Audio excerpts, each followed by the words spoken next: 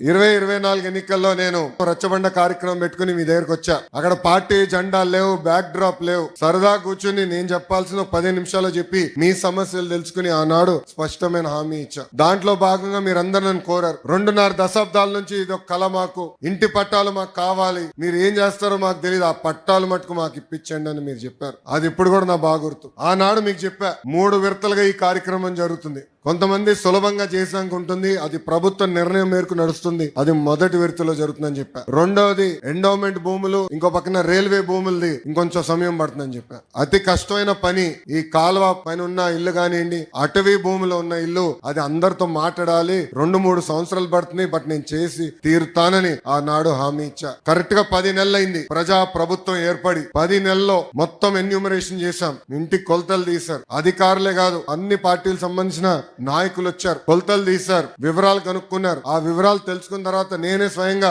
Revenue మంత్రి అనగాని సత్యప్రసాద్ గారితో, గౌరవ ముఖ్యమంత్రి గారితో అనేక సార్లు మాట్లాడి ఏకంగా అది కేబినెట్ కి తీసుకెళ్లి కేబినెట్ లో ఆమోదం తెలిపిన తర్వాతనే ఈ కార్యక్రమం మన ముందలు తీసుకెళ్లే పరిస్థితి. మీరందరూ ఒక్కసారి గుండెపై చేపెట్టి ఆలోచించారు. గత 2.5 దశాబ్దాలుగా మీకున్న కళ ఇది. అనేక మంది నాయకులు మీరు కలిశారు. జిరాక్స్ ప్రింటింగ్లకే విపరీతంగా ఖర్చు అయిపోయింది, కాగితాలు ఇచ్చేదానికి ఖర్చు అయింది. అలాంటిది వేదికమైన నాయకులందరం మేము కష్టపడి, మీ దగ్గర ఒక బాటిల్ నీళ్ళు కూడా మేము తాగలేదు, మీకోసం కష్టపడి అవినీతి లేకుండా ఈ రోజు మీకు ఇల్లు పట్టాలు మేము ఇస్తున్నాం. పెద్దలు ఇప్పుడే చెప్పారు, దాదాపు మొదటి విడతలో మార్కెట్ విలువ 1000 కోట్ల విలువైన ఆస్తిని ఈ రోజు మీకు శాశ్వతంగా హక్కు కూటమి ప్రభుత్వం అందజేస్తుంది.